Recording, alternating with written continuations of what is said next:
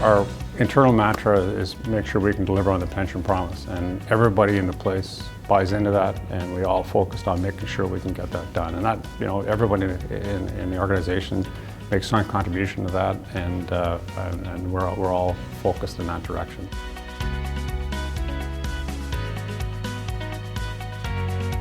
Assets grew from $60.8 billion to just under $64 billion, so by about $3 billion.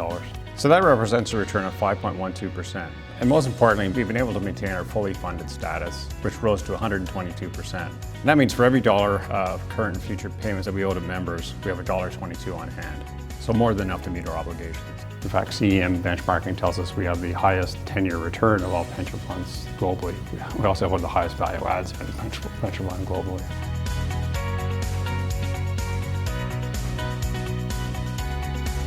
Our objective is to make sure we can make those pension payments. So it's not just investing just to grow returns.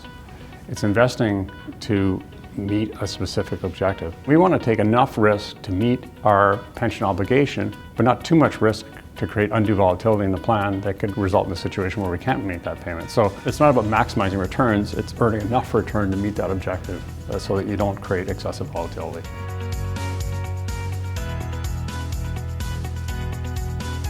We viewed it as being a very high-risk environment over the last year or two.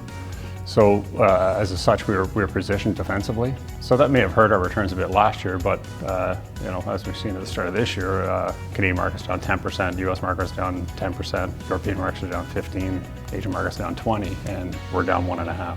For us to come out with a 5+% rate of return in that environment was actually pretty good. It was a very challenging environment, yet we managed through it quite well, which I think is a good testament to our liability-driven investing approach, that it's enabled us to do well even in difficult markets. I think people are just reacting as if it was 2008, and it's not. I think this is just a typical cyclical downturn. The economy always goes through cycles, versus 2008 was a financial crisis where you had major financial institutions going bankrupt. Things like that don't happen very often. The last time it happened was the 1930s. I wouldn't expect that to happen again for quite some time.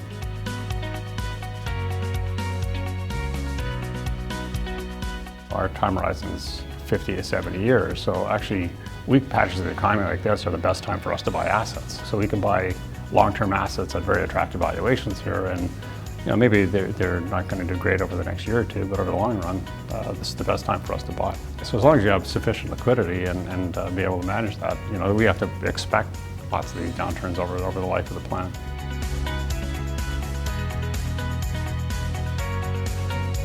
There's huge advantages of scale, for example. The things we can do as a large pool of funds, so a $60 billion fund, there's investments we can engage in that you couldn't possibly do. So we can go out and buy buildings. You can't do that. You'd have to intermediate that process and pool your funds with somebody else to buy a building, and then so that would diminish your returns. And also, our cost of implementation is much lower because of our scale, so we have a lot of negotiating power, so we get the costs down very low. So our total investment costs are about 0.18%, or 18 basis points. The average individual would probably be paying more around 200 basis points, or 10 times that amount. So when you compound that over the life of the plan, you're dramatically better off being in a pooled fund. It's surprising when you do the math on that. You actually end up with half as much money over the life of the plan. So you wouldn't think it would make that much of a difference, but it does.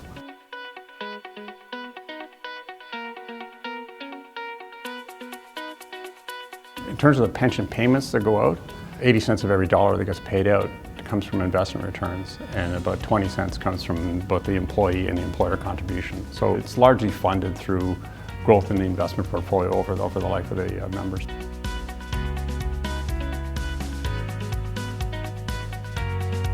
Our cost of living adjustment is the inflation adjustment we make on pension payments annually. For the last few years, what we've done is we've paid members 75% of the change in the consumer price index. Because of the financial strength of the plan over the last 10 years, we've now been able to improve that, and we've been able to increase that to 100% of the consumer price index. So pensioners are going to see a bigger bump in their pensions this year and going forward than they've seen in the past. So our intention is to try and maintain that at 100% of this consumer price index going forward.